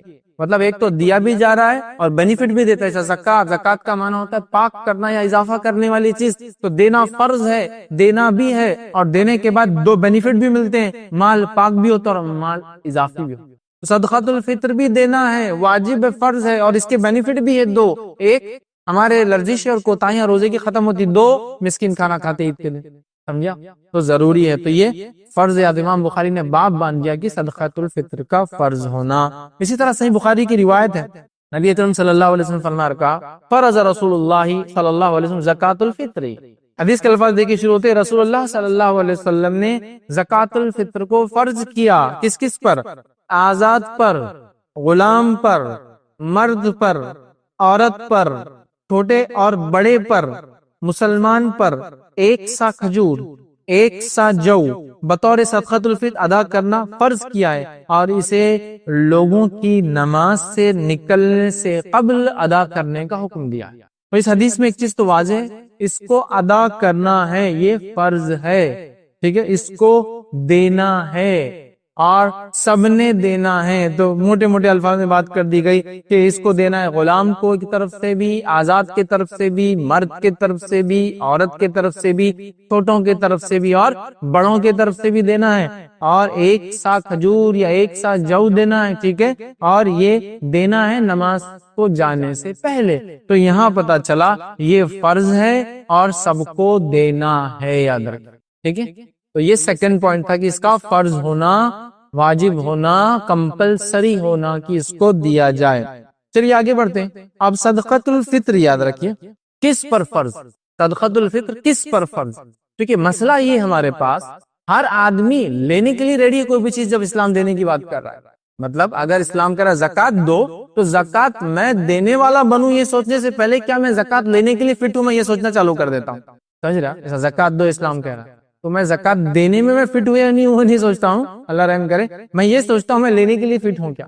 صدقۃ الفطر دینا ہے, تو اب دینا ہے, اس کی تیاری سے پہلے کیا میں لینے کے لائق ہوں, لوگ یہ سوچنا شروع کر دیتے. اور اللہ رحم کرے, میں نے دیکھا ہوں لوگ جن کو اللہ رب العزت نے ہاتھ پیر دیے, سلامت جسم دیا, طاقت توانائی دی, محنت مشقت کرتے ہیں, خود کے اپنے گھر ہیں اور وہ صدقۃ الفطر لینے نکلتے ہیں. خود کے گھر ہی نہیں, ان کے کرائے کے گھر میں لوگ کرائے سے بھی رہتے ہیں, مطلب گھر ایکسٹرا ہے جس کو رینٹ پر دے دیا, اور وہ صدقۃ الفطر لینے نکلتے ہیں, کیونکہ وہ کہتے ہیں ہم خاندان در خاندان سے فطرہ جمع کرنے والے لوگ ہیں. جس کو عام الفاظ میں کہو تو اس کا معنی کیا ہے, ہم خاندان در خاندان سے لوگوں کا حق مارتے آئے ہیں. دینا ہے, لینا نہیں ہے, دینے کی سوچ. سمجھے, تو یہاں تو لینے والے خاندان کے خاندان بن گئے جن کا مقصد گداگیری ہوتا ہے, بھک منگی ہوتا ہے, اور وہ لے رہے ہیں. نہیں, دینا ہے, یاد رکھیں فرض ہے دینا. ٹھیک ہے, تو یاد رکھیں فطرے کی ادائیگی ہر مسلمان پر فرض ہے, واجب ہے, ضروری ہے. ٹھیک ہے, سب پر ضروری ہے. کیا اس کے لیے کوئی ایسی کنڈیشن ہے کہ جو زکات دے وہی فطرہ دے؟ نہیں. زکات ایک فرض عبادت ہے, جو مال آپ کے پاس نصاب سے زیادہ 1 سال تک سیونگز میں رہا, اس پر آپ زکات نکالتے, تو زکات تو فرض ہے. تو زکات مال میں سے نکالنا فرض ہے, جبکہ فطرہ اور زکات بالکل الگ ہے. فطرے کو بھی زکات کہا گیا, لیکن یہ الگ اس حیثیت سے ہے کہ اس میں روزوں کی پاکیزگی کے لیے ہے, اور روزوں کی پاکیزگی غریب اور امیر دونوں کو کروانی ہے اپنے. ایسا کوئی کنڈیشن ہے کہ غریب کا روزہ پاکیزہ ہی رہتا اور امیر کا روزہ کوتا ہی رہتا؟ ایسی کوئی کنڈیشن نہیں ہے نا, ایسی کوئی کنڈیشن نہیں ہے نا. تو لہذا دونوں کے لیے, تو اس میں غریب اور امیر کی کوئی تمیز نبی اکرم صلی اللہ علیہ وسلم نہیں کی. تو لہذا جو زکات دیتا ہے وہی فطرہ دے, ایسی کوئی شرط اور کنڈیشن نہیں ہے. اس بات کو آپ یاد رکھ لیں. ٹھیک, اب کون نہیں دے, پھر آپ بولے سب دے, امیر بھی دے, غریب بھی دے. صرف وہ شخص اس کو نہ دے, علماء لکھتے ہیں جس انسان کے پاس ایک دن کا کھانا اور پینا بھی نہ ہو, تو پھر وہ تو لینے کا مستحق ہو گئے, اب وہ نہیں دیں گا. سمجھ رہا, کتنی احتیاط ہے لینے میں اور کتنی ترغیب ہے دینے میں کہ دو. سمجھا, اب لوگوں نے کنڈیشن بنا دی, نہیں بولے جس پہ زکات فرض ہے اس پہ فطرہ فرض ہے. زکات ایک بالکل الگ عبادت ہے, فطرہ بالکل الگ عبادت ہے. فطرے کے 2 مقاصد ہیں. پہلا, اپنے روزوں کی پاکیزگی, تو روزوں کی پاکیزگی امیر کو بھی چاہیے اور غریب کو بھی, تو یہ زکات سے ہٹ کر ہے. سیکنڈ, غریب لوگ بھی ہماری عید میں شامل ہوں, وہ بھی عید کو منائیں, اس خوشیوں میں ان کا بھی عمل دخل ہو، اس کا مقصد ہی ڈیفرنٹ ہے، ٹھیک ہے؟ تو اس کو نصاب سے جوڑنا یہ درست نہیں ہوگا، چونکہ نصاب کا تعلق مالداری اور غریبی سے ہے، فطر کا تعلق مالداری غریبی سے نہیں ہے، روزوں کی پاکیزگی سے، اور روزوں کی پاکیزگی غریب اور امیر دونوں کو کروانی ہے، ٹھیک ہے؟ تو لہٰذا اس کو آپ اس سے نہ جوڑیں، چونکہ بہت سارے لوگ بولتے ہیں ہم تو زکوٰۃ کے مستحق نہیں دیتے، تو کیا ہم فطرہ بھی نہ دیں؟ آپ زکوٰۃ نہیں دے سکتے، ٹھیک ہے، لیکن فطرہ آپ کو دینا پڑے گا۔ اگر فطرہ دینے کی استطاعت آپ کی ہے عید سے پہلے تو ضرور فطرہ آپ دے، ٹھیک ہے؟ تو یہ ہوا کون دے۔ آئیے چوتھا نقطہ ہم دیکھتے ہیں، وہ یہ صدقۃ الفطر کس کس کے طرف سے دیا جائے۔ کون دے؟ سب دے جو دے سکتے ہیں، سوائے وہ جو دینے کی حالت میں نہیں، سمجھ گیا؟ بہت ہی پریشان حال، بہرحال وہ نہیں دے سکتے، باقی سب دے۔ اب کس کے طرف سے دیا جائے اور وہ کون دے، مطلب کس کے طرف سے اور وہ کون دے؟ تو اس تعلق سے ہمیں جو معاملات جو ملتے ہیں وہ یہ ہے، نبی اکرم صلی اللہ علیہ وسلم فرماتے، متفق علیہ، صحیح بخاری اور صحیح مسلم کی روایت ہے۔ روایت کے الفاظ دیکھیے اس طرح سے، عبداللہ ابن عمر رضی اللہ عنہ فرماتے ہیں اور کہتے ہیں، نبی اکرم صلی اللہ علیہ وسلم فرمایا کہ رمضان کا صدقہ فطر 1 سا کھجور یا 1 سا جو غلام اور آزاد، مرد اور عورت، چھوٹے اور بڑے، ہر مسلمان کے طرف سے دینا فرض ہے، ٹھیک؟ تو یہاں غلام بھی اور آزاد بھی آ گیا۔ اب غلام کے پاس خود نہیں ہے، وہ کیا دے؟ تو غلام کا اس کا مالک دیں گے، ٹھیک؟ یہ سب دے، اور یہ گھر کے ذمہ دار کی ذمہ داری ہے کہ وہ ان سب کے طرف سے دے، جیسا کہ ایک مرد اپنی بیوی اور اپنے بچوں کی طرف سے دے گا، ایک مرد اپنے طرف سے اس کے زیر ماتحت جو لوگ رہتے ہیں ان کی طرف سے دے گا، جیسا میں اگر رہتا ہوں، میری والدہ میرے والد میرے ساتھ ہے جو نہیں دے سکتے، میری بیوی ہے وہ بھی نہیں کماتی تو میں ہی دوں گا، میرے بچے تو میں سب کی طرف سے دوں گا، اپنے 4 بچے، ایک بیوی ہے اس بیوی کی طرف سے، ایک ماں اس ماں کی طرف سے، ایک والد اس والد، سب کی طرف سے میں دوں، کیونکہ میں ذمہ دار ہوں، میں ہی کما کے لاتا ہوں، تو میں سب کی طرف سے دوں، سمجھا؟ تو یہ سب کی طرف سے، سب کی طرف سے، گھر کے ذمہ دار کو، گھر کے لیڈر کو، گھر کے ہیڈ کو، سب کے طرف سے یاد رکھیے اس کو دینا ہے، اس میں کوئی مستثنا نہیں ہے کہ غیر بالغ بچوں کا نہیں ہے، جو لوگ نہیں کماتے ان کا نہیں ہے، جو لوگ زکوٰۃ نہیں دیتے تو فطرہ بھی نہیں دیں گے، ایسا نہیں ہے۔ فطرے کی طاقت جس کی استطاعت ہو وہ فطرہ نکالیں گا، اور گھر کا ذمہ دار اپنی طرف سے، اپنے بیوی بچوں کی طرف سے، اور اس کے ماں باپ وغیرہ جو اس کے ماتحت رہتے ہیں ان تمام کی طرف سے دیں گا۔ ہاں اگر مسئلہ یہ کہ اس نے کچھ لوگوں کی ذمہ داری لے رکھی ہو تو ان کی طرف سے انشاءاللہ علماء کہتے ہیں دینے کی ضرورت نہیں، اس لیے کہ وہ آلریڈی ان کے لیے کچھ کر رہا، جو اس کی ذمہ داری نہیں ہے لیکن اس نے ذمہ داری لے لیا ان کی، جیسا کہ ایک یتیم کو پال لیا، اس کی طرف ضروری نہیں، کیونکہ آلریڈی وہ کیا کر رہا ہے، اس کی ذمہ داری نہیں، پھر بھی نبھا رہا ہے، اس کی کوشش کر رہا ہے، ٹھیک؟ بہرحال لیکن باقی تمام لوگوں کے طرف سے، گھر کے ذمہ دار کو، گھر کے ہیڈ کو، گھر کے سرپرست کو، اگر آپ کمانے والے مرد تو آپ کی طرف سے، آپ کو سب کی طرف سے، اپنے آپ کا اور اپنے گھر والوں کی طرف سے دینا ہوگا، ٹھیک ہے؟ اب 5th پوائنٹ، اس کو کب دیا جائے، اس کے دینے کا وقت کیا ہے، ٹھیک ہے؟ تو اس کو یاد رکھیے، صدقۃ الفطر کو بخاری اور مسلم کی روایت، متفق علیہ روایت ہے، وہ یہ ہے جو میں نے اس سے پہلے رکھی، اس میں نبی اکرم صلی اللہ علیہ وسلم فرمایا، رسول اللہ صلی اللہ علیہ وسلم نے حکم دیا کہ نماز عید کے نکلنے سے قبل اسے ادا کر دیا جائے۔ نماز عید سے نکلنے سے قبل، عید الفطر کی نماز کے لیے آپ جا رہے ہیں تو جانے سے پہلے آپ دے دیں، مطلب نماز میں داخل ہونے سے پہلے ادا کر دیں، جیسا کہ آپ گھر سے نکل رہے ہیں تو دے دیں، گھر سے نکل رہے ہیں تو کسی غریب کو بلا لے دے دے، گھر سے نکل رہے ہیں تو اس سے پہلے اس کو فجر کے وقت پہنچا دے، چونکہ ہم بس عموماً ہند پاک میں یا اردو جہاں میری لوگ باتوں کو سمجھ رہے ہیں، عموماً جو ہے ہمارے ملکوں میں نماز عید فجر سے بعد بالکل الگ اوقات میں ہوتی ہے۔ گلف وغیرہ میں الگ بات ہے کہ فجر ہوئی، فجر کے بعد لوگ بیٹھے رہتے ہیں، اور اشراق ہوئی اور عید کی نماز کھڑے ہوگی، مطلب فجر اور عید بالکل ایک کے بعد ایک ہوتے ہیں، اور لوگ پھر گھر جاتے ہیں۔ لیکن ہمارے پاس ماشاءاللہ فل ٹائم ہے، آپ کو فجر کے بعد آؤ، نہاؤ اور بالکل تیاری کرو، چونکہ صبح اٹھنے کی عادت پہلے سے نہیں ہے تو ابھی بھی نہیں ہوتی عید کے دن، اور اس کے بعد آرام سے پھر نکل کر جاتے ہیں۔ کوئی 8 بجے، مطلب فجر ہو گئی 5:30 بجے، لیکن عید کے بعد 8 بجے، 9 بجے، 10 بجے، 10:30 بجے ظہر تک چلاتے رہو اس کو، بہرحال چلو، تو بہرحال چل رہا ہے معاملہ عید کی نماز، تو یہاں واپس ٹائم ہے، تو اس اعتبار سے۔ لیکن جہاں ایسا مسئلہ ہے فجر کو جاتے ہیں، وہی نماز ہوتی تو پھر تو اس کو تو ظاہر سی بات ہے رات میں دے، تو اس کا وقت دینے کا رات، مطلب عید کا چاند دکھنے سے لے کر عید کی نماز کے پہلے تک ہے، اس کا وقت عید کا چاند دیکھنے سے لے کر عید کی نماز سے پہلے تک ہے، یاد رکھیں۔ لیکن جمع کرنے کی نیت سے کچھ دنوں پہلے بھی اس کو جمع کیا جا سکتا ہے، تقسیم کے اعتبار سے یہ چاند دکھنے کے بعد سے لے کر عید کی نماز سے پہلے ہے، لیکن ایز اے کلیکشن کوئی سینٹر، کوئی ادارہ، کوئی محکمہ، ایک سسٹم کے تحت لوگ جمع کرتے ہیں، تو جمع کے لیے کچھ دنوں پہلے ہو سکتا ہے، جو کہ کچھ روایتوں میں ہم کو ملتا ہے کہ کچھ صحابہ اس کو پہلے جمع کرتے تھے، سمجھ رہا، پہلے جمع کرتے تھے، لیکن دینے کا وقت کیا ہے اس کا؟ 1 یا 2 دن پہلے سے جمع کیا جا سکتا ہے، لیکن دینے کا وقت چاند دکھنے کے بعد، عید کا چاند دکھنے سے لے کر نماز عید سے پہلے تک، یا تو رات میں پلان کر لیا، اور کچھ نے کہا عید سے پہلے عیدگاہ جاتے وقت دینا اور افضل ہے، بہرحال واللہ اعلم۔ تو بہرحال آپ عید کا چاند دیکھنے سے لے کر نماز عید کے پہلے تک پلان کر لے دینے کا، میں سمجھتا ہوں پہلے سے آپ آئیڈیا لگا لیں کس کو دینا، کیا دینا ہے، عین ٹائم پر بھاگ کر بالکل جس کو کہتے ہیں ہولی حرکتیں کر کر کس کو بھی بس پکڑ کر تو آگے لے جا، ارے میں مستحق نہیں، پھر بھی لے جا میرا فطرہ لے لے تو، ٹھیک ہے، یہ سب نہیں چلیں گا، آپ اپنی عبادتوں کے لیے پلاننگ کے ساتھ عمل کرنا چاہیے، ٹھیک ہے بہرحال۔ تو عید کی نماز سے پہلے تک یہ اس کا آخری وقت ہے۔ اسی طرح ابو داؤد کی روایت میں نبی اکرم صلی اللہ علیہ وسلم فرماتے ہیں، رسول اللہ صلی اللہ علیہ وسلم نے روزے دار کے روزے کو بیہودہ گوئی، فحش کلامی سے پاک کرنے، غربا اور مساکین کی خوراک مہیا کرانے کے لیے زکوٰۃ الفطر کو فرض کیا ہے، ٹھیک ہے۔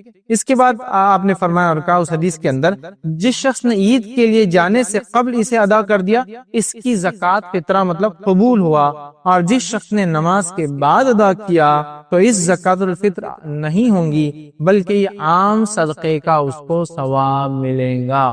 حدیث نے واضح کر دیا عید کی نماز سے پہلے دینا ہے، اگر عید کی نماز ہو گئی اور اس کے بعد آپ نے ادا کیا تو فطرے کا ثواب نہیں ملے گا۔ سوال یہ کہ اگر میں واقع میں عید کی نماز سے پہلے نہ دوں تو کیا عید کے بعد نہ دوں پھر، اس لیے کہ پھر تو ثواب نہیں نا فطرے؟ نہیں، آپ نے اگر عید کی نماز تک نہیں دیا تو عید کی نماز کے بعد دینا پڑے گا، حالانکہ فطرہ ادا کرنے کا ثواب نہیں ملے گا، لیکن صدقے کا ملے گا، اور اس کا ملے گا کہ آپ نے دینے کی کوشش کی۔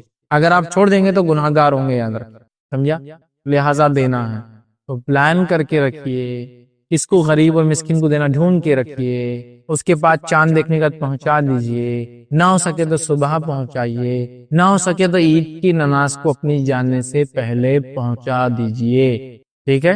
اس کو پلان کرنا ہوگا، کیونکہ اگر عید کی نماز چلے گئی اور اللہ رحم کرے کتنے لوگ معمولی سمجھ کے اس صدقہ فطر کو، عید الفطر کے فطرے کو معمولی سمجھ کے کئی سالوں سال سے نہیں دے رہے، کہ تو ان کو جان پر آتا، رات بھر گھومنے میں گزارتے، جاگ لیتے ہیں، پلان نہیں کیے تھے، سوچے نہیں تھے کس کو دینا ہے، اپنے آپ کو غریب سمجھ کے بیٹھے تھے ہم لوگ، تو یہ ہمارے خاندان کا سسٹم نہیں بولے عید الفطرہ دینا بولے، ہم اس کے علاوہ بہت ساری چیز صدقہ کر دیتے، وہ آپ کرتے ہوں گے۔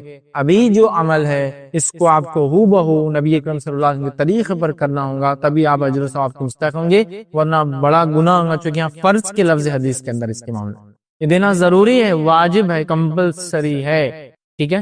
تو بھائی اس کو معمولی نہ سمجھے، عید کی نماز سے پہلے اس کو ہم چکانے کی کوشش کریں۔ آئیے 6 پوائنٹ ہم دیکھیں گے، وہ یہ صدقۃ الفطر کس چیز سے ادا کیا جائے، مطلب کیا چیز اس میں دی جائے۔ تو دیکھیے سب سے پہلی چیز تو یہ صدقۃ الفطر کو آپ کوشش کریں، جو سب سے افضل اور سنت ہے اور یہ زیادہ صحیح ہے، اس کو صرف اور صرف غلے کی شکل میں آپ دیں، سوائے اگر 2 کنڈیشنز کے اگر آپ مجبور کر دی جائے، ایک کہ غلہ موجود ہی نہ ہو، 2 غلہ کوئی لینے والا نہ ہو، سمجھا۔ یہ غلے کی شکل میں، غذائیات کی شکل میں، وہ چیزیں جو آپ کے زمین علاقے میں کھائی جاتی ہو، جس سے پیٹ بھرا، غذائیات، غذائی مطلب جس سے مین پارٹ آف فوڈ ہو، ورنہ آپ بولیں گے چائے پتی اور چائے کی پتی، شکر، شیر خرمے کا مغزیات، یہ بھی کھائے جاتے ہیں، لیکن یہ غذائیات نہیں ہے، پیٹ بھرنے کے لیے استعمال نہیں ہوتے، یہ بات یاد رکھیں، غذائیات، ٹھیک ہے۔ طعام کے لفظ مطلب وہ چیز جس سے انسان کھانا کھاتا پیٹ بھرتا ہے، ٹھیک ہے، تو وہ دیجئے، ٹھیک ہے۔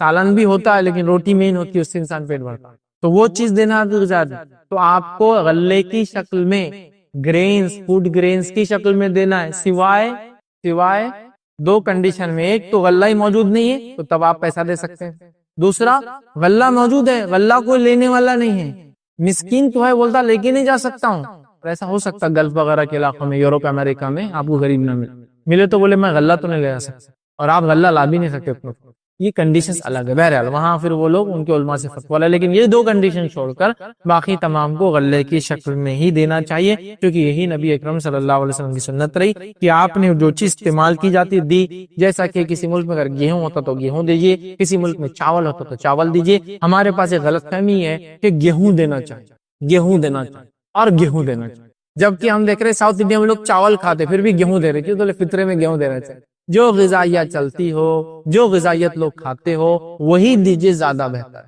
نبی اکرم صلی اللہ علیہ وسلم کے زمانے میں کیا کیا دیا جاتا تھا؟ تو آپ کے زمانے میں کھجور دیا جاتا تھا, جو دی جاتی تھی, پنیر دیا جاتا تھا, منقع دیا جاتا تھا. سمجھ رہا؟ یہ منقع, کھجور, پنیر, جو, اس سے صحابہ مکمل پیٹ بھرتے تھے زمانے کے عرب. مکمل مطلب کھجور بولے تو غذا تھی, کھجور مل جائے, دودھ مل جائے تو تر, مطلب اب کھانے کی ضرورت نہیں. ہمارے اور آپ کے ایسے لوگ 4-5 کھجور کھا لے تو پرابلم ہو جاتا ہے, تھوڑا احتیاط کیجیے.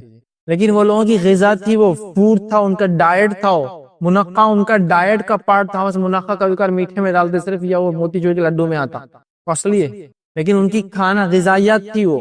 ٹھیک ہے, جو اور پنیر, پنیر سمجھتا دودھ سے جو نکلتا, یہ ان کی غذائیت تھی, پیٹ بھرنے کی چیزیں تھی, وہ دیا گیا. اب آج کے زمانے میں آپ گیہوں دیجئے, اگر کسی علاقے میں پنیر کھایا تو پنیر دیجئے, کسی علاقے میں آج بھی کھجور ہے تو کھجور دیجئے, جو دیجئے, باجرہ دیجئے, جوار دیجئے, مکئی دیجئے, بارلی دیجئے. کیا کیا چیزیں ہوتی ہیں آج, بہت ساری چیزیں لوگ اگاتے ہیں جو غذائیت کے طور پہ استعمال ہوتی ہیں. جو بھی ہو, چاول دیجئے, ٹھیک ہے, اور وہ چیزیں دیجئے جو آپ خود کھاتے ہو, یا آپ جو کھاتے ہو اس سے اچھا بولوں گا, یا آپ جو کھاتے اس سے نیچے تو آنا ہی نہیں. تو غلط فہمی ہے کہ گیہوں دینا. آپ کو ایک چیز بتاؤں میں, گیہوں بھی صحابہ دیا کرتے تھے, لیکن آپ کو بتائے گیہوں ڈبل مہنگا تھا جو سے. گیہوں کاسٹ وائز ڈبل ریٹ ہوا کرتا تھا جو سے. تو جو کے بدلے اگر کوئی گیہوں دے رہا ہے تو ایک اعلیٰ چیز دے رہا تھا. اب کہ آج ہم جانتے ہیں گیہوں سستا ہے چاول سے. اب تو باجری مہنگی ہوگی, لوگ لگاتے نہیں آج کل.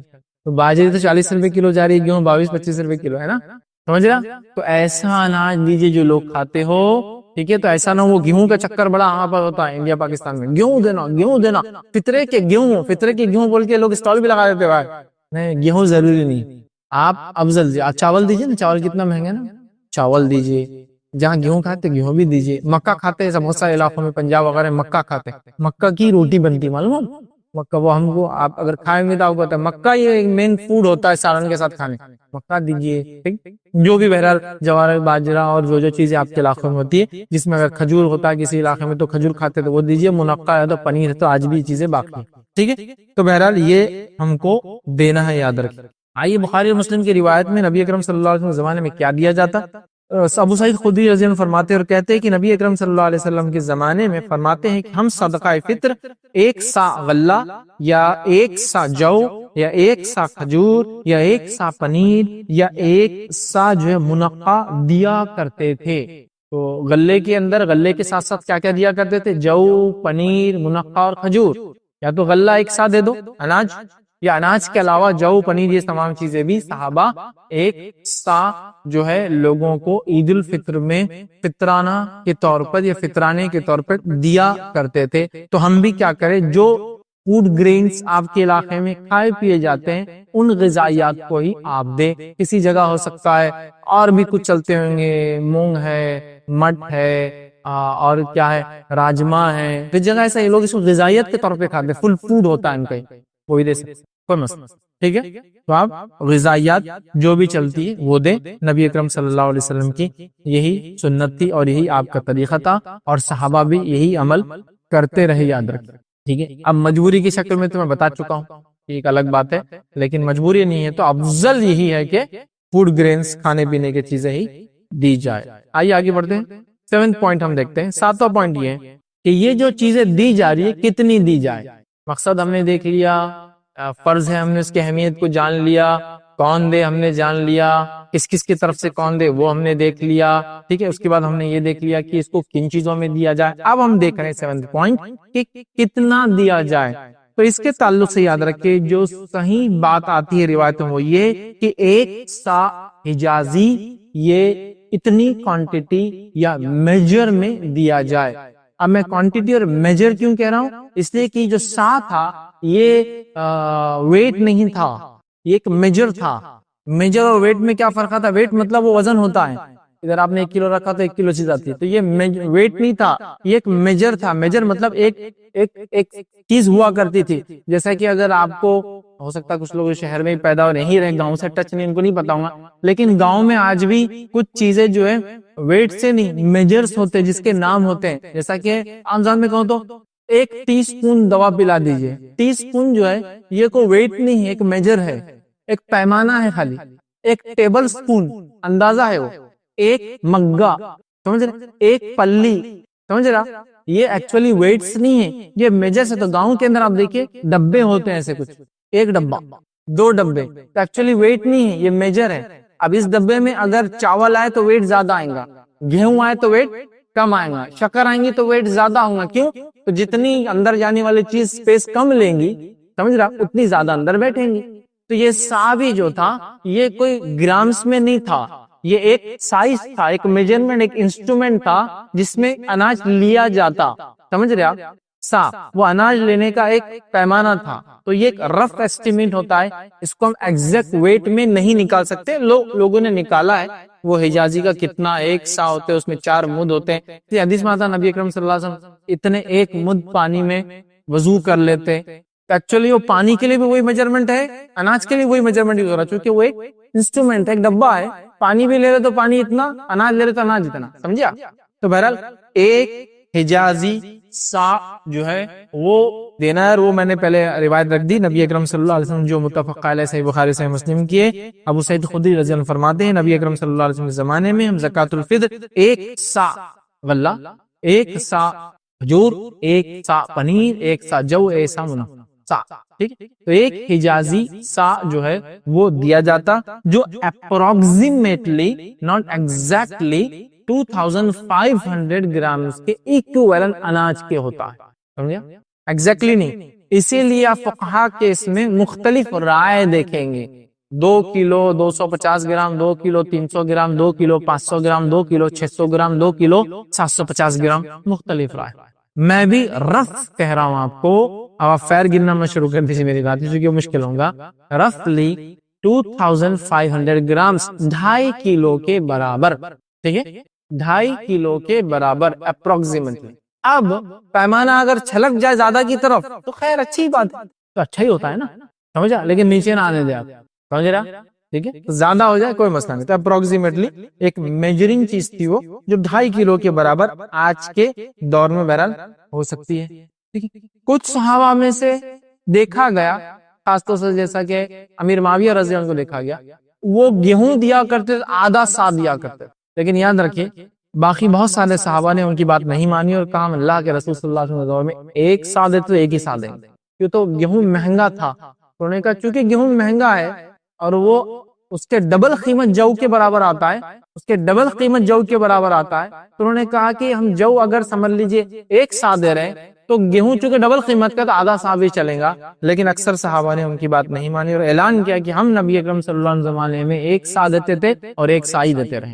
میں بھی یہی کہوں گا 1 سا اناج دے، غذائیت کی سامان دے، لیکن اللہ کے لیے ڈیفیکٹیو، ناقص، کمزور اور بیکار چیزوں کو فطرے میں نکالنے کی کوشش نہ کرے۔ پرانے چاول جالے آ گئے فطرے میں دے دو، پرانے گیہوں کیڑے لگ گئے فطرے میں دے دو، مت کیجیے ایسا اللہ کے لیے، جو خود کھاتے وہ یا اس سے اچھی غذائیت دے، ٹھیک ہے۔ تو یہ تھا کتنی کوانٹٹی میں دے، 2500 گرام یا 2.5 کلو یا اس سے بڑھتی ہوئی مقدار، تو انشاءاللہ کوئی مسئلہ نہیں، احتیاطی پہلو تو اچھا ہی ہے اس معاملے میں، کیونکہ یہ اپروکسیمیٹ ہے، یاد رکھیں وہ سا جو تھا نا اپروکسیمیٹ، وہ ڈبہ ہوا کرتا ہے، اس سے چیزیں ماپی جاتی۔ بہرحال اب کیا 8واں پوائنٹ، کیا ہم قیمت دے سکتے ہیں؟ اگر قیمت دے تو کتنی دے؟ اب قیمت کون دے سکتا ہے؟ یہ پہلے ہی ہو گیا، غلہ موجود نہیں ہے، غلہ موجود نہیں ہے، ایک سیکنڈ، غلہ لینے والا کوئی نہیں، ایسے کنڈیشنز ہوتے ہیں، مانو کنڈیشن ہوتے ہیں، بہت سارے علاقوں میں غلہ نہیں ہوتا ہے کبھی کبھی، اور بہت سارے علاقے میں غلہ لینے والے نہیں ہوتے، مطلب اگر فقیر آئیں گے تو بولیں غلہ لے جانے کی حیثیت نہیں ہے، دوسرے شہر سے آئے، پیسے دے دو جا کے خرید کے کھا لوں گا، ابھی تو نہیں لے سکتے۔ تو یہ مجبوری کی اگر کنڈیشن ہو تو قیمت کتنی دے؟ قیمت اتنی دے جتنا